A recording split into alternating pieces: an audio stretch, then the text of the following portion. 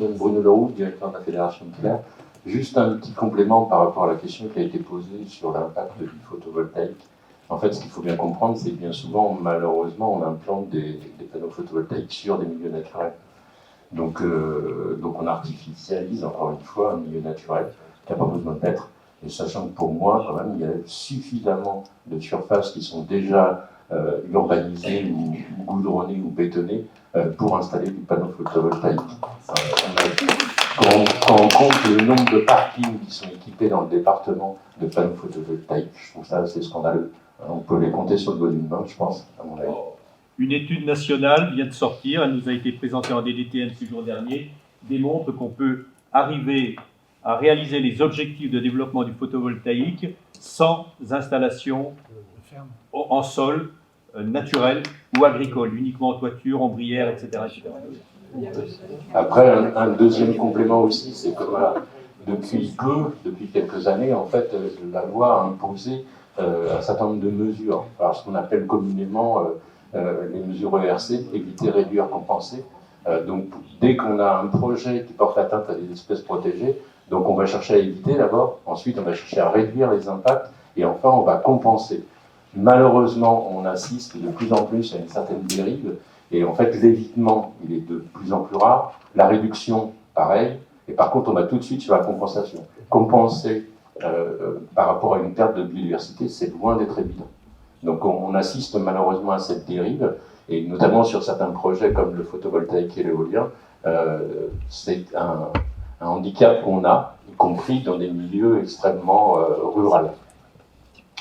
Donc je vais revenir assez rapidement sur l'importance et la richesse des milieux naturels de la Haute-Vallée de l'Aude, donc avec des milieux extrêmement diversifiés. Si vous... Ouais, c'est bon.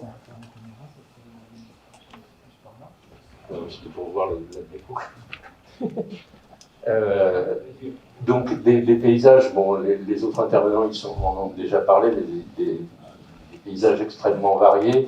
On part du Limousin, on monte jusqu'en haut du massif de Madre. Alors Vincent, c'est pas 2569, c'est 2469, la hauteur du Madre, qui est bien dans l'Aude, contrairement à ce que nous disent les Catalans. On dit Madresse. Oui. D'accord. Je suis désolé, je ne suis pas d'origine occitane. Donc on a, en fait, en plein milieu de tout ce territoire, on a l'Aude qui circule avec des paysages. Donc, alors on part pratiquement du Méditerranéen au niveau du Limousin, on monte jusqu'à l'étage alpin, on l'a dit. Si on est sur le plateau de Sceaux, on va être en face d'un climat montagnard. Dans le Razès, on va être là encore à cheval entre du Méditerranéen et de l'Atlantique. Et après, si on va sur le Chalabrais, là on est franchement beaucoup plus vers l'Atlantique.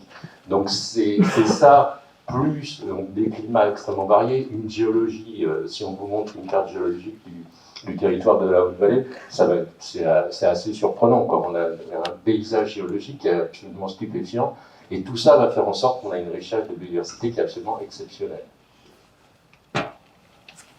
Donc là, quelques espèces plutôt inféodées au milieu aquatique, hein. Donc la loutre qui est revenue depuis 2007 dans le département, avec quelques soubresauts, d'abord sur la Haute-Vallée, la très haute vallée de l'Aude, et maintenant elle a colonisé quasiment les 3/4 du département. C'est une recolonisation complètement naturelle.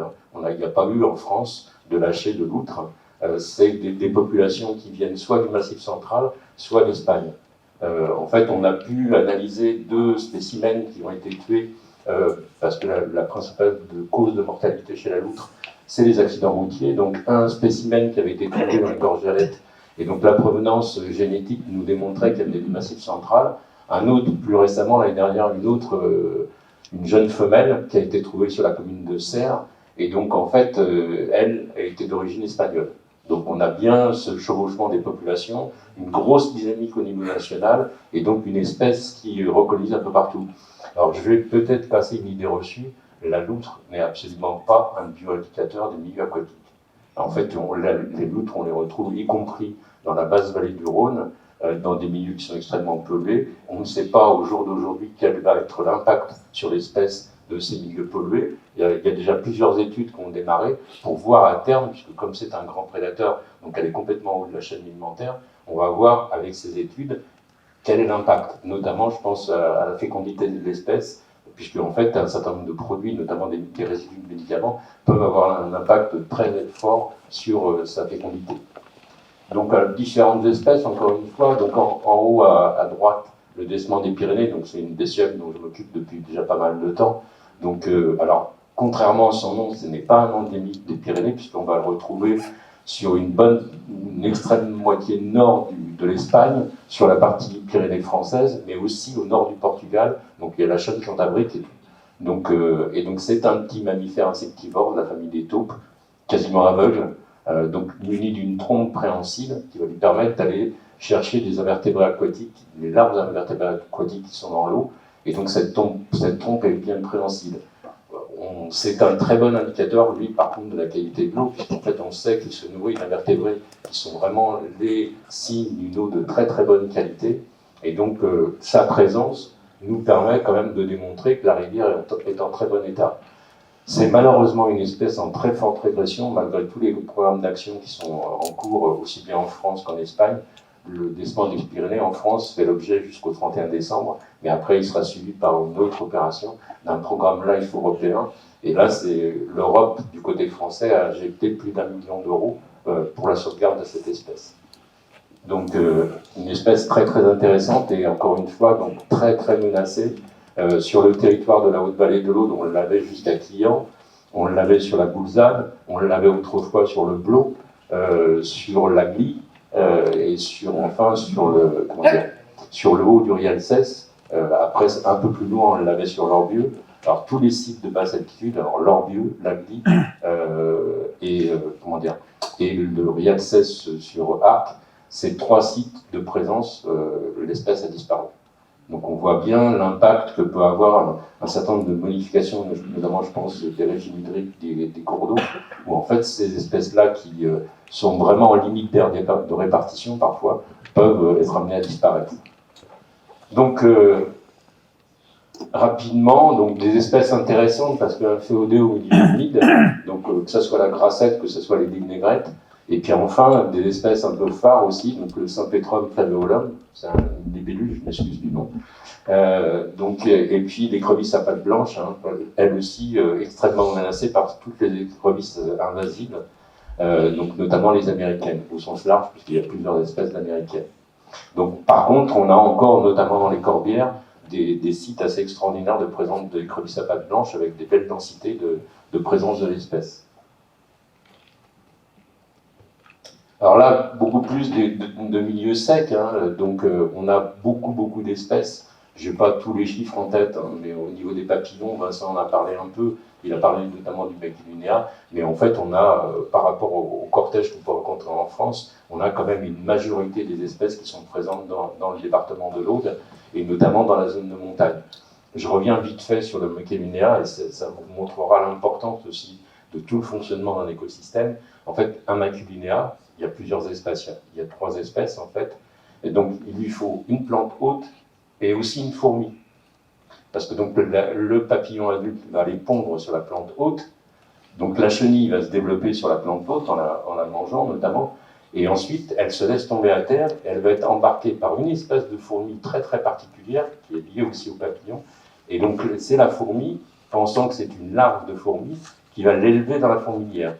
Et après, une fois que le papillon va commencer à muter et se transformer en chrysalide et puis se transformer en adulte, il va sortir très très vite de la fourmilière parce que là, la fourmi ne le reconnaît plus du tout et donc elle risquerait de le tuer. Donc c'est pour vous montrer un peu la complexité des fois, et quand on dit on va sauvegarder un milieu, il faut regarder vraiment tout son ensemble au niveau du milieu. Donc des espèces très rares hein, comme pour nous au niveau du département de l'Aude, parce que ça c'est une espèce beaucoup plus atlantique, alors je m'excuse du nom, hein, ça s'appelle une carte géographique. Je sais pas trop pourquoi. Voilà. Mais chez les papillons, on a des noms absolument impossibles. Hein. Un autre exemple pour 2 papillons qui sont assez communs. Donc là, le mâle s'appelle le satyre et la femelle s'appelle la bégère. Voilà. On ne sait pas ce qui est passé dans la tête des découvreurs de l'espèce.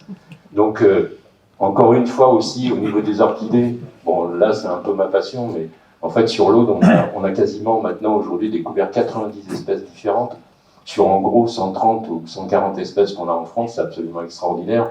Je le dis souvent, je le répète souvent, quand je vois chaque printemps le nombre de voitures qui viennent d'autres départements, qui viennent de l'étranger, simplement pour voir les entités dans l'autre, c'est absolument phénoménal. Et ça, à mon avis, et ça, on essaie d'y travailler avec Vincent du conseil départemental, il y a vraiment quelque chose à faire pour essayer d'organiser, essayer de voir qu'est-ce qu'on peut faire par rapport à une offre touristique dans le département. Donc, après, je reviens encore sur la Haute-Vallée de l'Aude. Hein. Encore une fois, c'est une richesse absolument extraordinaire en termes de biodiversité. Donc, avec, si tu peux passer, avec deux enjeux majeurs pour moi, hein. C'est le maintien des milieux ouverts. On vous en a parlé beaucoup depuis tout à l'heure. Une forêt, en fait, ça met plusieurs centaines d'années avant de se constituer réellement d'être une forêt. Un milieu qui s'embroussaille, ce n'est pas une forêt. C'est un milieu qui est en général très très pauvre en termes de biodiversité. Il faut vraiment attendre un cycle très très long avant d'obtenir une vieille forêt. Quand on voit l'inventaire qui a été réalisé, donc qui est encore partiel, mais qui a été réalisé sur la chaîne des Pyrénées, on voit bien que les patchs de vieilles forêts sont vraiment très très isolés et on en a très peu. Même si de visu, vous avez l'impression que c'est une vieille forêt, c'est pas le cas. Il faut un certain nombre de tiges. En plus, l'homme intervient souvent sur une forêt et donc va freiner son évolution pour aller sur un milieu remarquable. Moi, pratiquement la seule vieille forêt que je connais dans le département, il y a d'autres patchs, hein, mais c'est au niveau de la commune de Kounouzoul, parce qu'il y a eu une gestion très très particulière qui a fait que cette forêt s'est maintenue et a maintenu un cortège d'espèces qui est vraiment très très intéressant. Et par contre, toutes les espèces qui sont inféodées à ce qu'on appelle des milieux ouverts, elles sont toutes menacées. Et ça, c'est vraiment le cas typique de tous les départements ruraux. On a les départements agricoles en France, où là, par contre, la biodiversité est menacée par l'agriculture. Par contre, dès qu'on part dans des départements beaucoup plus ruraux, beaucoup plus difficiles au niveau de la culture, on se retrouve avec cette fermeture des milieux, et c'est un enjeu écologique majeur en termes de biodiversité. Et après, donc, on a aussi tout ce qui est lié aux zones humides. Alors, on peut parler des cours d'eau, on peut parler des tourbières, on en a déjà parlé pas mal. Vincent l'a évoqué. L'étude de l'inventaire des zones humides de la Haute-Vallée qu'on avait fait il y a quelques années dans le cadre du SAGE de la Haute-Vallée a montré qu'en fait, ces zones humides, avec un calcul qui était quand même fait à la louche, même si c'était fait par une personne extrêmement compétente, on avait comme rétention en eau, en gros, Matmal et puis Valador réunis, ça veut dire plus de 30 millions de mètres cubes. Quand on regarde l'inventaire le plan de gestion de la ressource en eau qui a été mis en place au niveau départemental sur tout le bassin versant de l'Aude, hein, depuis la source qui est dans les Pyrénées-Orientales jusqu'à l'embouchure, on se rend compte qu'on a en gros un déficit estimé en année sèche de 35 millions de mètres cubes sur tout le bassin versant de l'Aude. Le gros du déficit, c'est le Narbonnais. Là où le seul territoire qui est positif, en fait, voire excédentaire légèrement, c'est le territoire de la Haute-Vallée de l'Aude. La Haute-Vallée de l'Aude retient en fait le maximum de ressources en eau, détient le maximum de ressources en eau. Donc on a aussi ce jeu à avoir au niveau, et ça Dieu sait si on l'a parlé dans le cadre des sages et dans le cadre de la gestion de la ressource en eau, on a vraiment une importance, nous, qui est primordiale sur la Haute-Vallée, parce qu'on détient les clés de la ressource en eau. Alors il faut après certainement discuter avec les gens des basses plaines pour voir aussi, parce qu'en fait ça nécessite quand même des contraintes d'avoir cette gestion de la ressource en eau, et comment on peut faire pour que économiquement on a un contrebalancement entre des territoires qui sont déficitaires mais qui dépendent complètement de territoires de l'amont et en termes économiques. Voilà, c'est ce que j'avais à dire principalement. Une petite question sur ça, préserver les zones humides, est-ce que c'est en lien avec est-ce que si on ne fait rien, justement, il y a des broussailles qui viennent, c'est ça, ou c'est préserver les zones humides de mettre des choses... Alors, il y a tout un... Alors, c'est préserver les zones humides, déjà, par rapport à certaines activités humaines. On l'a vu par le passé, mais malheureusement, on a encore vu, pas forcément de façon si lointaine que ça, on a vu des zones humides dégradées, souvent par méconnaissance. Alors, autrefois, on en a dégradé beaucoup pour des histoires de remembrement, mais on assiste encore parfois pour une activité X, Y, Z à une destruction des zones humides. Après, naturellement, il y a beaucoup de zones humides, et notamment, c'est naturel, mais c'est accentué par le réchauffement climatique, on voit beaucoup de zones humides se fermer. parce qu'elles connaissent en période estivale de plus en plus souvent des périodes de sécheresse. Du coup, ça permet à la strate ligneuse de s'implanter à la place de la strate herbacée. Et donc, du coup, en fait, dès que les ligneux commencent à s'implanter, ils vont pomper dans la zone humide, et du coup, ils vont la rendre beaucoup moins fonctionnelle. Je rappelle qu'un chêne, c'est plus de 200 litres d'eau par jour en été. Donc, c'est quand même pas rien. Quand on parle de la ressource en eau, ce qu'il faut bien avoir conscience aussi, c'est qu'il y a certains territoires qui voient alors il y a le réchauffement climatique qui joue, il y a les sécheresses qui jouent, mais on constate de plus en plus d'assecs au niveau des cours d'eau. Je pense notamment à l'Orbieu cette année, qui a connu quand même des assecs réguliers, répertés dans plusieurs endroits. Et ça, en fait, ce n'est pas, comment dire, la recolonisation des milieux forestiers ont un impact aussi sur la ressource en eau. Ça, il faut bien en avoir conscience. Un hectare de forêt, c'est pas du tout la même chose qu'un hectare de strate herbacée quand on parle de gestion de ressources en eau. Une strate herbacée, en été, elle sèche, et voilà, l'évapotranspiration est ridicule. Par contre, un milieu forestier, lui, il continue à pomper de l'eau, et il y a beaucoup d'évapotranspiration. Donc c'est pas innocent pour un département comme le nôtre qui est méditerranéen, c'est pas innocent aussi cette forêt qui quelque part nous menace aussi.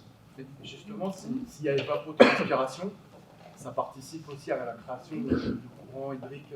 Oui, mais qui bénéficie. C'est pas forcément local que l'évapotranspiration va se transposer en pluviométrie.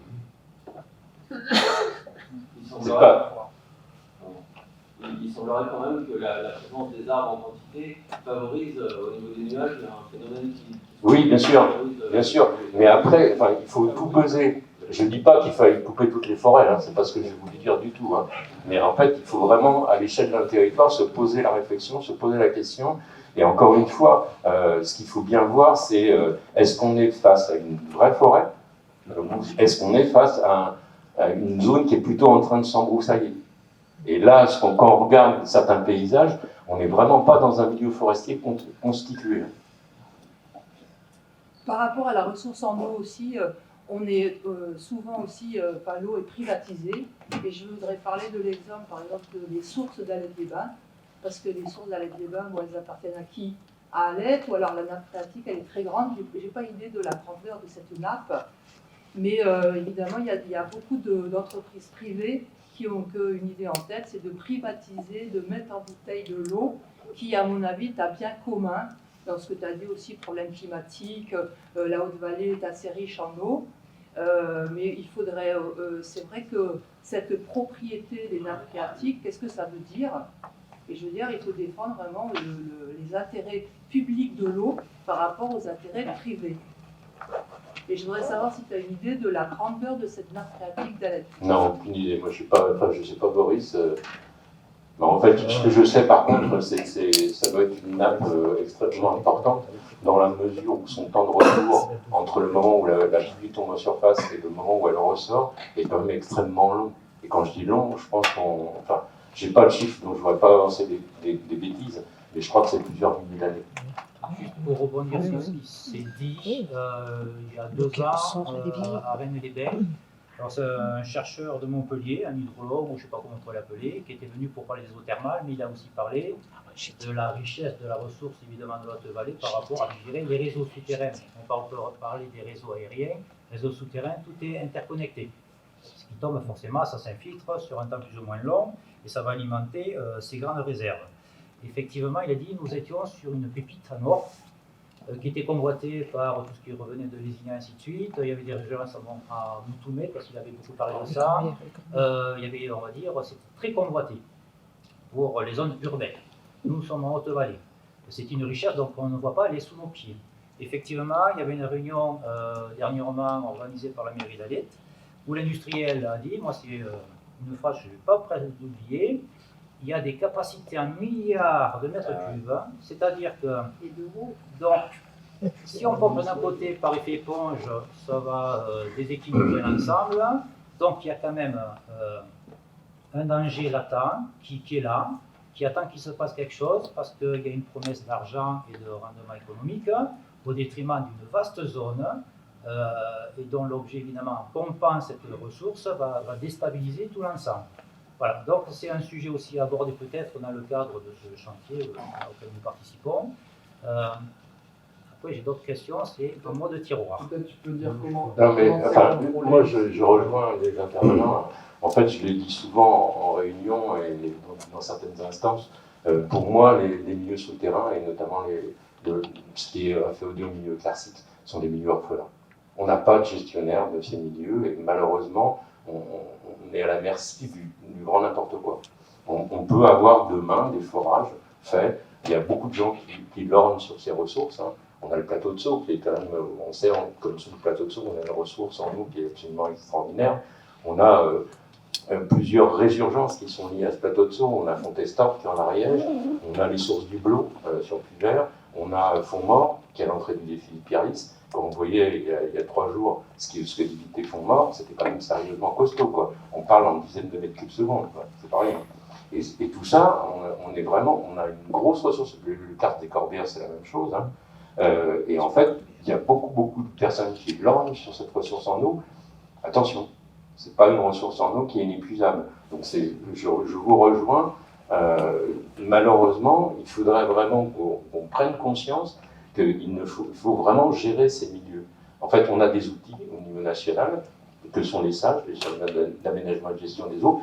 Ils peuvent s'appliquer sur la ressource souterraine. Et il faudrait vraiment qu'on ait ce type d'outils qui soit mis en place.